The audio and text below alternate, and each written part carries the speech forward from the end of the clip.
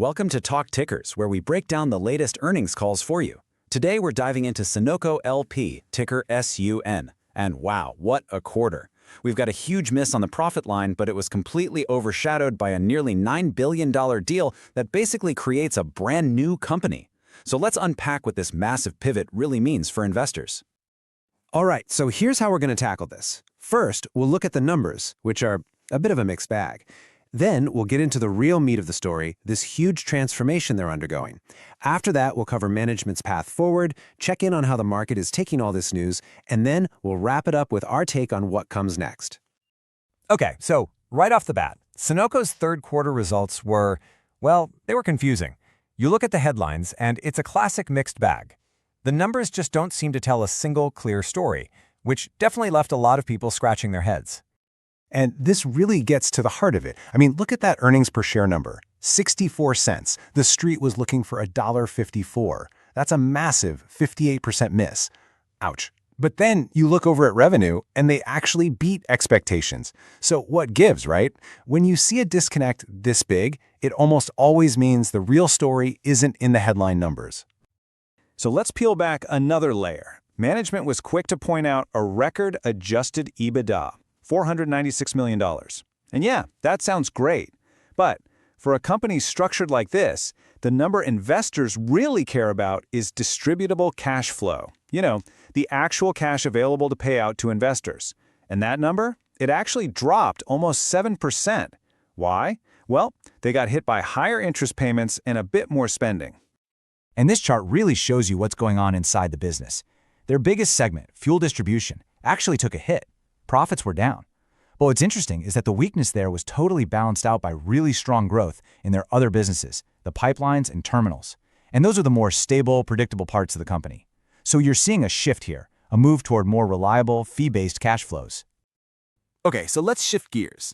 Because the real story here, the one management spent the entire call talking about, has almost nothing to do with those Q3 numbers. Seriously, that earnings report was just noise. The signal was this massive strategic pivot they're making. And it all centers on this number. We're talking about a monster deal, the closing of their nearly $9 billion acquisition of Parkland Corporation. And let's be crystal clear about this. This isn't just some bolt-on acquisition. No way. This is a company-defining transformational event. I mean, this single transaction completely changes who Sunoco is. They're now the largest independent fuel distributor in the Americas. They're operating in 26 different countries. They're even jumping into Europe with a new terminal business. It's like they went to bed as a U.S. pipeline company and woke up as a global energy infrastructure giant. It's that big of a deal. Now, a really crucial piece of this whole puzzle is the launch of Sun. So what is it? It's what's called a C-corp tracker stock. Basically, it's a clever way to let a whole new group of big money investors, institutions, buy into the company. A lot of those guys can't own MLPs like the original Sun because of tax rules. Sun fixes that. It's all about opening the door to a much bigger pool of capital. So, with this huge deal done and this new stock structure in place, management spent the rest of the call laying out their game plan. And it's aggressive, for sure, but it's also super clear. Their message was simple. Forget the messy quarter, focus on where we're going. And the CEO, Joe Kim, he put it about as bluntly as you can. He said, our immediate top two priorities are, number one, integrating Parkland, and number two, getting our balance sheet back to 4 times leverage. No wiggle room there. It's all about just getting it done.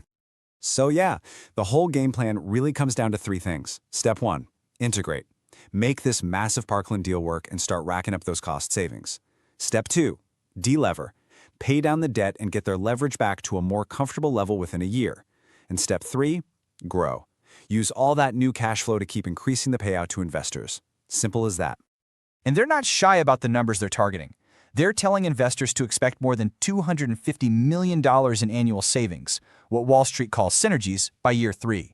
That's a huge number. Plus, they're saying this whole deal should juice that key metric we talked about, distributable cash flow per unit, by more than 10%. For a company this big, a double-digit boost to cash flow is a really big deal. And here's the big prize at the end of the rainbow. Once this is all said and done, they expect the new combined company to be an absolute cash machine, spitting out over $1 billion in free cash flow every single year. All right, so management lays out this massive, game-changing vision for the future. You'd think the stock would go crazy, right? Well, not exactly. The market basically just shrugged. No parade, no fireworks, nothing. And the stock price on the day of the call tells you everything you need to know. It started out down a couple of percent before the market even opened, thanks to that big earnings miss. But then, as the call went on and management laid out their plan, it slowly crawled all the way back. By the end of the day, it closed pretty much flat. A whole lot of drama for nothing.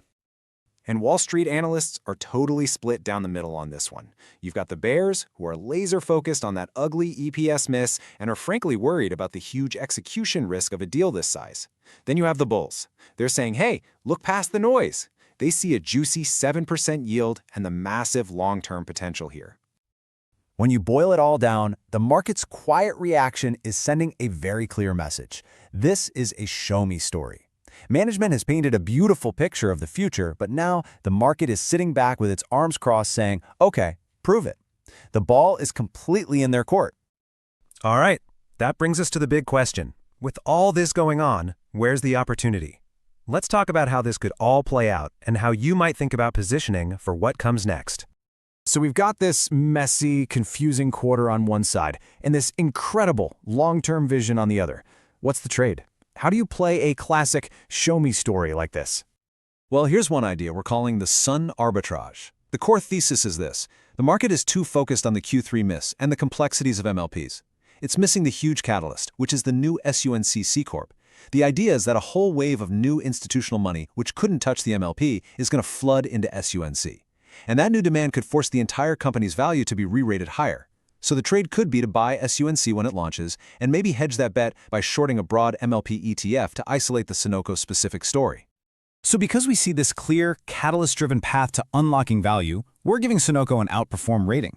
We think there's a real chance for the stock to do well as the story plays out over the next few quarters. And of course, we have to say it. This is not financial advice. Always do your own homework before making any investment decisions.